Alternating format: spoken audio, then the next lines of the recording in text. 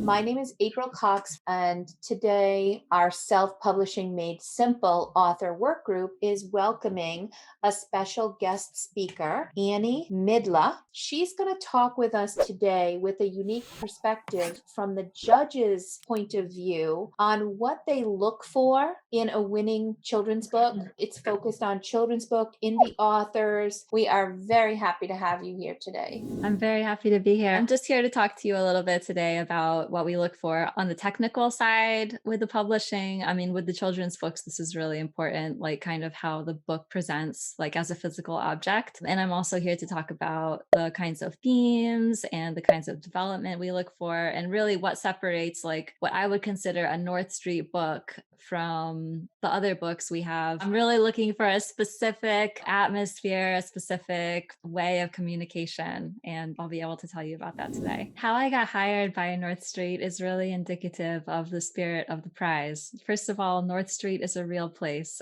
It's in Northampton, Massachusetts, and I lived on North Street, and Adam and Jendi, the owners of the company, were my next door neighbors. They interviewed me, we had good chemistry, so I started working for Winning Writers in 2015. Very small company, family run company, employs friends and neighbors, and we're all just really committed and into great self-published work. That's really what unites us. We have the values of Northampton, Massachusetts, which is really focused on amplifying voices in our culture that haven't been heard as much as they should. We love books that communicate super individual experiences, and we find that self-published work is really one of the best possible mediums for this. We have many categories in the North Street Book Prize.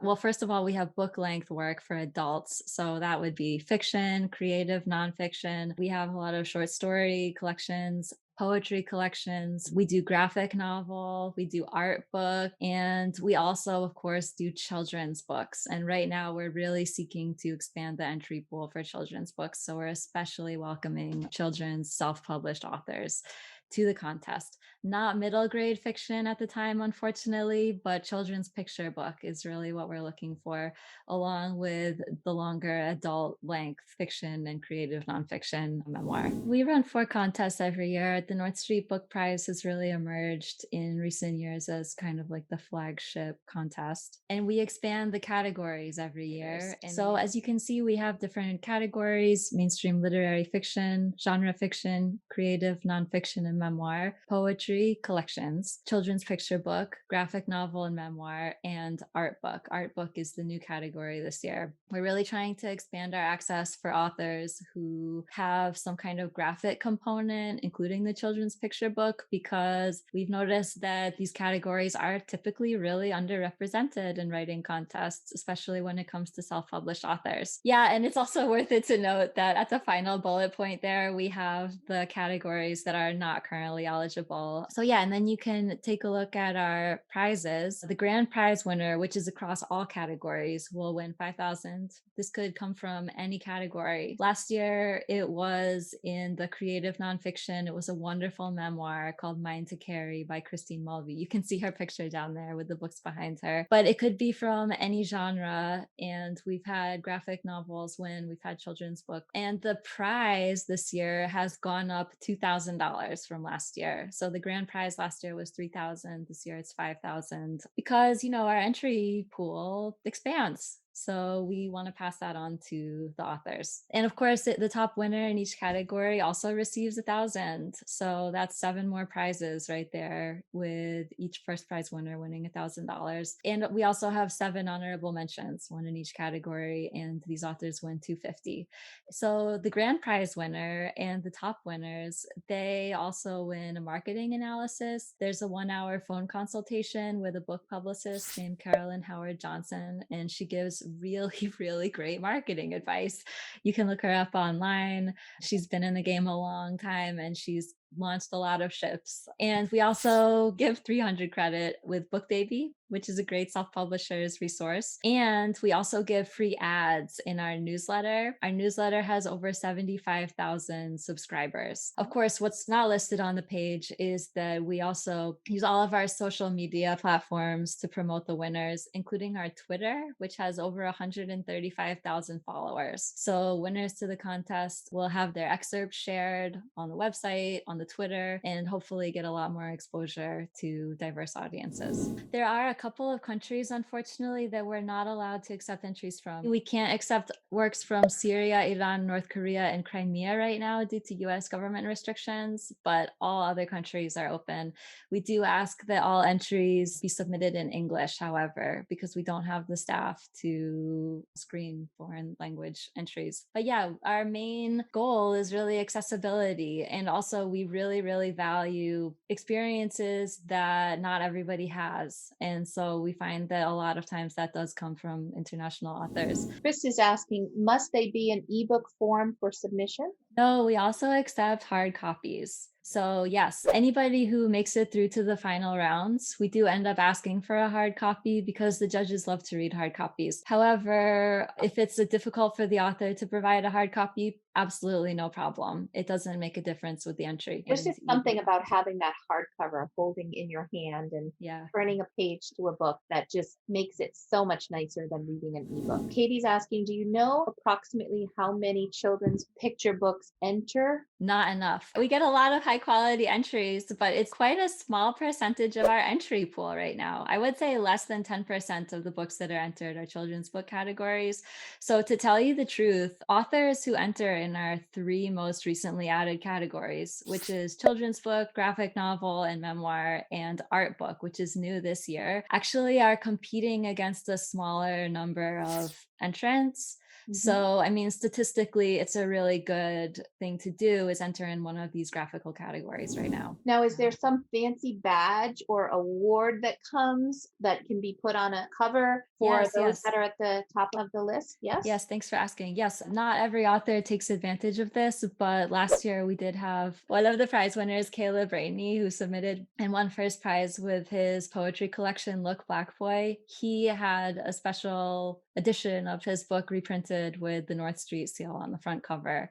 So that's something that we introduced last year, but it's something that we're definitely hoping that authors will take advantage of. I love the way a nice seal looks on a book cover. Oh, yes, yes. So Taryn's asking, are there publishing date requirements for this year's submission? All we ask is that at the time the contest ends, which is June 30th, it's mandatory that the book be available to the public in some form. The reason for this is that we like to be able to publicize the book and encourage people to buy it. And we cannot encourage people to buy it if the book is not already available. So, yeah, I mean, we do have kind of a loose definition of self published. It could range all the way from being available on Kindle in every single format you can imagine to being just hard copies printed and sold in one independent bookstore in Portland, Maine, or something like that. But we do ask that they are available and that people who are attracted to the book can order it in some form. Having it on pre-order where it's able for people to purchase the book, but in a pre-order state, would that qualify as well? Yes, yes, it would. Oh, Okay. sorry, Taryn had another question. Oh, thank you for specifying, Taryn. Yes, 2019 books are eligible as well.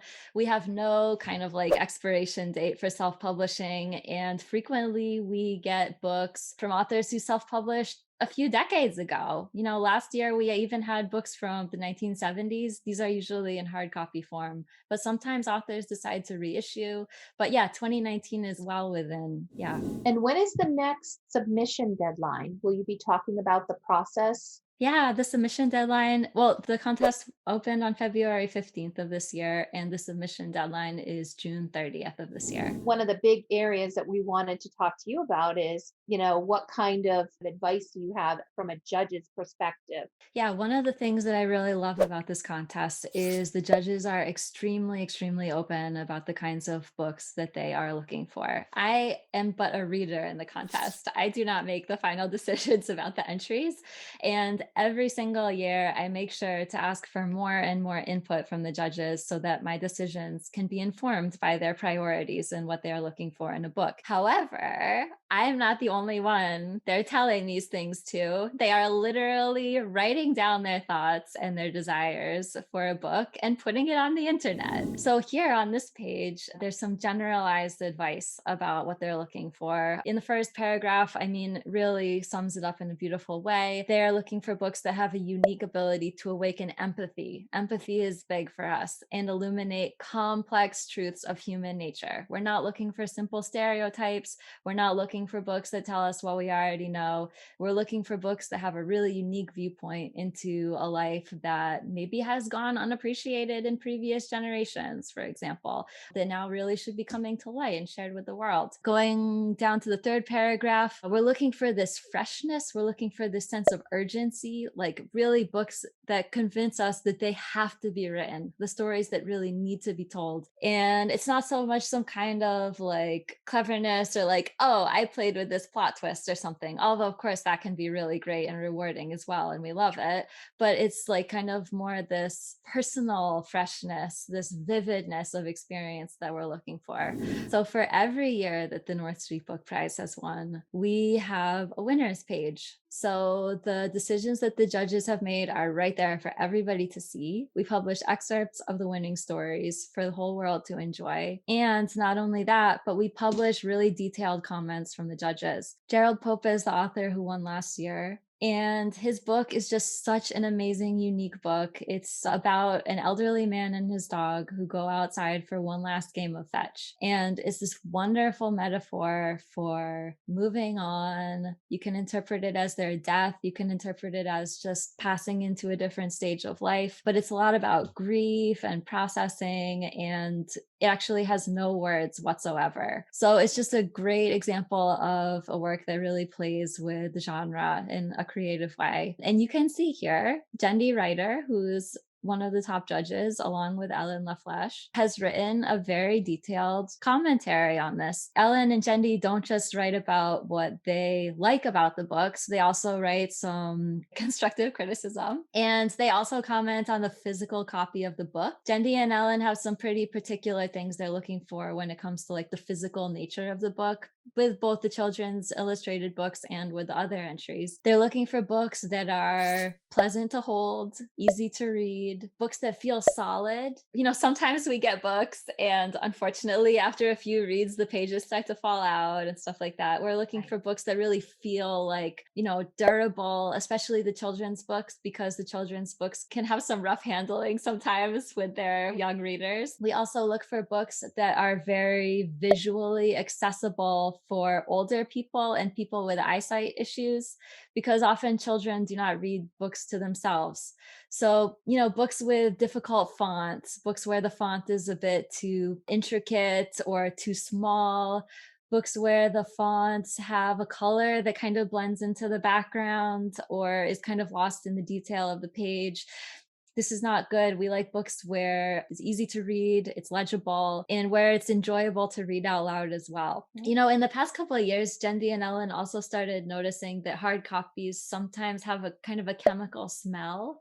And that's also something that they don't enjoy. They should, you know, just smell like a regular book. And I mean, they really enjoyed Fetch because the production was very professional. It's the illustration, it's the narrative, but it's also the physical makeup of the book that they're looking at. I wouldn't have looked at that cover and thought immediately it's a children's book.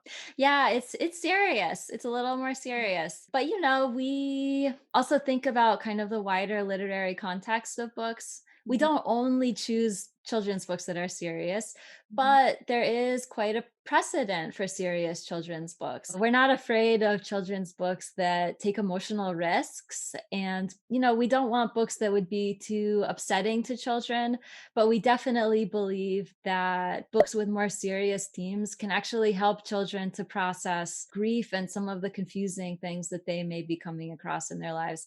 Actually, one of the other winners was called Goodbye, My Dear Grandma. And it's this wonderful book written actually by a savant young lady in her teens who illustrated the entire book herself.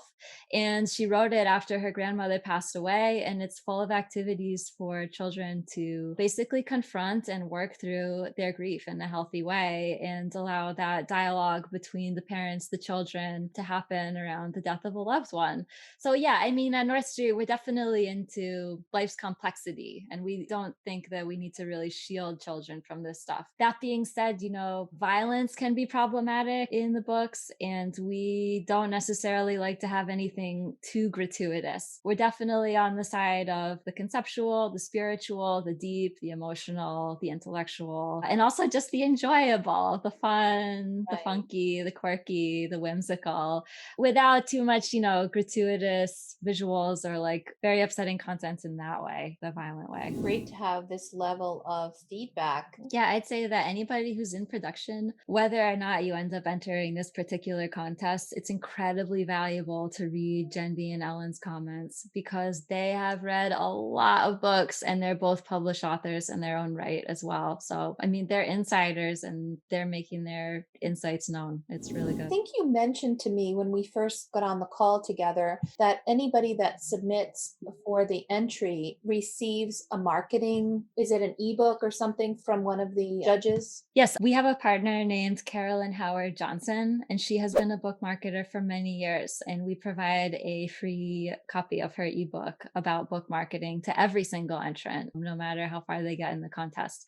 Also, next year, we have some other new partners coming on to the contest, not for this year, but for next year. We're going to have a man who's actually a book cover designer for next year. And so winners will actually have the chance to have a personalized book cover created by this partner of ours. And Andrea's asking, you mentioned you have other contests. Are they children's picture book ones as well? The other contests that we have are in the beginning of the year, we have the Wurgle Flump Humor Poetry Contest. That is for single poems that are humor poems, and that contest is free. So for that, we take individual poems, and we do get poems for children in that contest. The other contest we have is a fiction and essay contest. So we're looking for short pieces of fiction, short pieces of creative nonfiction. It's not specifically for children, but sometimes we do get short stories and essays that are geared for younger readers. But I think this is more of an adult based one.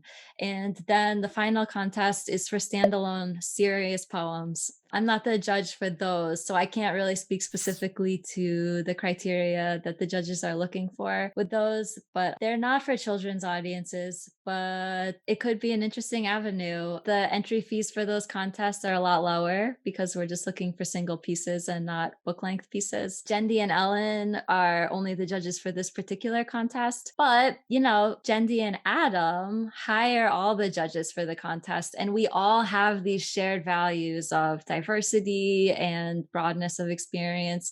So reading the comments for those contests could be instructive as well, especially if anybody also has an interest in those other genres of writing. As I think about the various different ways you can print your book, there are certainly print on demand options that are going to have paper that's thinner. We could do like a short run and get a better quality of paper for the specific entry. I would recommend that they do that, but I wanted to just throw that out there to you. What do you think about this quality of paper and binding, print on demand versus offset printing, that kind of thing, make a difference? I think that really it shouldn't make a difference in the judging. Oftentimes it does. I mean, certain features of the book can be unattractive. Like I mentioned, this smell, kind of this chemical smell. And we also really ask for books where, especially for children's books, the entries are durable and could stand up to little hands, turning the pages many times, turning the pages aggressively, throwing the book on the floor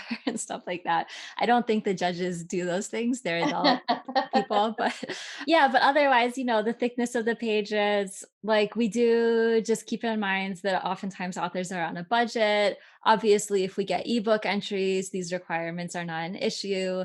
So I think we also just look at the context of the entry and see, what is achievable here. And definitely, we have had entries where we were so blown away by the writing and by the picture that even if there were a couple of imperfections with the physical execution of the book, it really didn't matter to us. Like in the graphic novel category last year, we had a wonderful entry called Do Not Resuscitate. There was a slight chemical smell. The font was a little hard to read at times, but the overall work was so fantastic that it just skyrocketed to first place. And they just kind of mentioned those physical imperfections almost as an afterthought in the comments in that case. So, yeah, I mean, it depends on the balance of the entry. Are there length requirements for poetry or essay entries that we can look up the actual requirements on the website? Oh, for the other contests? Mhm. Yes, for the Flomp Humor Poetry Contest, we ask for poems that are fewer than 250 lines. That is a really long poem.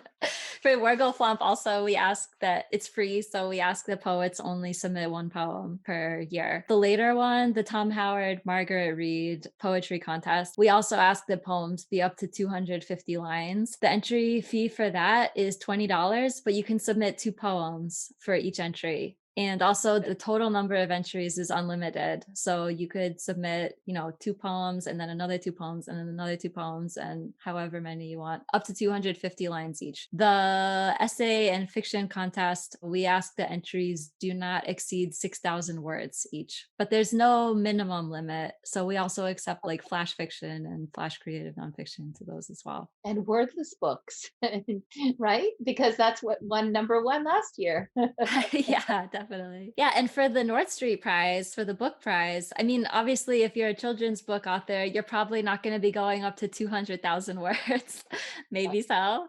But we look for books that are 200,000 words or less for the North Street Prize. Amazon KDP quality, I assume, is sufficient. Yes. Okay. Yeah. Oh, here's an interesting question. Can a children's book be entered in the art category? I would say it really depends. Like, we've definitely had entries where it could go either way. In that case, the judges are free to kind of recategorize the book. So, even if you submit your book in one category, if the judges read it and believe, oh, this belongs in another category, they'll just recategorize it. And also, it's worth a shot. The art book category is a new category, and that means it's going to have far fewer entrants than the others. So statistically, if you think your book can get into the art book category and it belongs there, I'd say submit it in there because, you're not going to have as many competitors. Is there any kind of things that maybe a self-published author might skip that could cause any kind of dings in the judging? For example, if the copyright doesn't have LCCN and Oh, CIP block and things like that, do those types of statistics make any difference? this is a fantastic question. Thank you very much for bringing this up. Every year, we issue a lot of refunds for particular little issues. I wouldn't get as persnickety as some kind of wording on the copyright page, but there are other things. For example, on that original North Street contest page that you shared, there's this list of categories of book that we do not currently accept. And on that category includes middle grade fiction. We do sometimes get these middle grade like children's chapter books, and we cannot accept them at this time, unfortunately. Other frequently submitted but ineligible genres include self-help. We cannot accept self-help at this time. And hard nonfiction, we also cannot accept for the reason that we don't have the resources to fact check, and we don't feel comfortable promoting a book where we haven't checked the facts if it's kind of in the hard nonfiction genre. Creative nonfiction, memoir is a completely different story. It's very interpretive, and we don't feel like we have to exhaustively check those. Other things that we issue refunds for would include books that are published by hybrid publishers sometimes. I'm the screener, so I have to check these things. And if I notice that it's possible that a book hasn't been completely self-published, then I check with the organization that's listed as the publisher. With hybrid publishers, it could go either way. Sometimes I write to the hybrid publisher and I say, hey, would you be comfortable if a book of yours was published in a self-published book contest? Sometimes I get answers that are like, no way. And sometimes I get answers that are like, absolutely. And another factor in that is that when we talk about self-published, we believe that means that the author bears the cost of the publication. For us, that's kind of what separates traditional and independent. Right. So unfortunately, if I write to the hybrid publisher and they say, no, we paid the author, we took care of everything, I'm like, okay. And then we just issue a refund. That's really the worst that can Yeah. happen. So you consider that more traditionally published than Yeah. self-published when that Yeah. happens. Yeah, because we want to reward authors who are doing it all themselves. Like, that's really the point of this contest. We want to lift up and celebrate authors who haven't been supported by the more traditional pathways. Raising funds through Kickstarter doesn't exclude the author. No, the author can fund their book any way they want to, as long as they're procuring the funds and they're publishing it themselves. Okay. Yeah, and often we get authors who work with organizations like BookBaby, for example. BookBaby is our partner, and these kinds of organizations provide a lot of services. They provide the cover design, they could provide the formatting, they could provide the printing, and we're totally fine with that as long as it's the author who's really bearing the cost of this. Annie, any words of wisdom, parting words for the folks that are considering submitting for this contest? Well, not to be too mundane, but please check the rules page and follow them as completely as possible. Sometimes I get entries and it's clear that the author has put a lot of effort into the entry, but like one of the rules hasn't been followed. Like, for example, with this genre requirement thing, and I have to issue a refund, and it's like they've put all these hours into preparing the entry, and that's always a sad situation. But other than that, I just say, please read the judge's comments. And also, when you're writing and preparing your book, don't be shy to go all the way. If you think something is just a little bit too emotional or too controversial or something like that, really look again. And I would say value your own experience, value your own voice, value your own message. Because when we get those kinds of entries where the author has gone inside of themselves and pulled up something that we have not seen before, something that just pierces through pierces through our experience and really reaches us. It's just a fantastic feeling. This is really why I love this job so much, because I can basically meet you through your book. So please don't try to hide behind some kind of established genre or formula. Really look inside and find what's there. Well, this has been really extremely helpful as we work through this together. If there are any follow-up questions or anybody wants to reach out and get in touch with you, how would you like them to contact you? Yeah, send me an email anytime, Annie@winningwriters.com. And I am the screener, so I don't think it would be ethical for anybody to send me their work and be like, would this win or something? I could not answer that kind of question, but I can direct people to resources.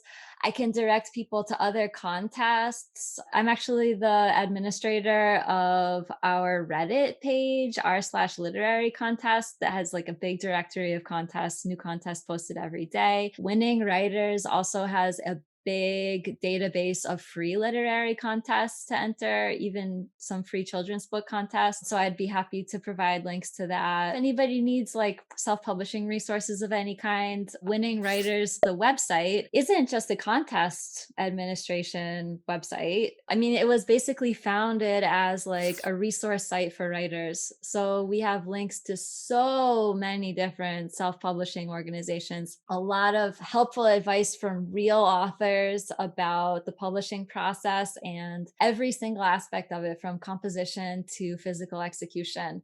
So yeah, if anybody's curious, just email me and we can talk about what your needs are. That sounds wonderful. Thank you again for Thank taking you. time out of your busy day and joining us and giving us a little leg up and an inside scoop on what the judges are looking for. And let me just thank you again, because, I read so many books. Like I said at the beginning, this is really the first time I've ever had a chance to address the authors. And it's wonderful to see your faces. And I'm having this amazing experience of like looking at every one of you and seeing a book. I'm Yes. looking at you and just so curious about what the story is that you're telling right now. So I just love the experience. Thank you so much. Thank you. We appreciate your time very much. Have a wonderful day. Thank you. You too, everybody. Thank you. Have a great Bye. day.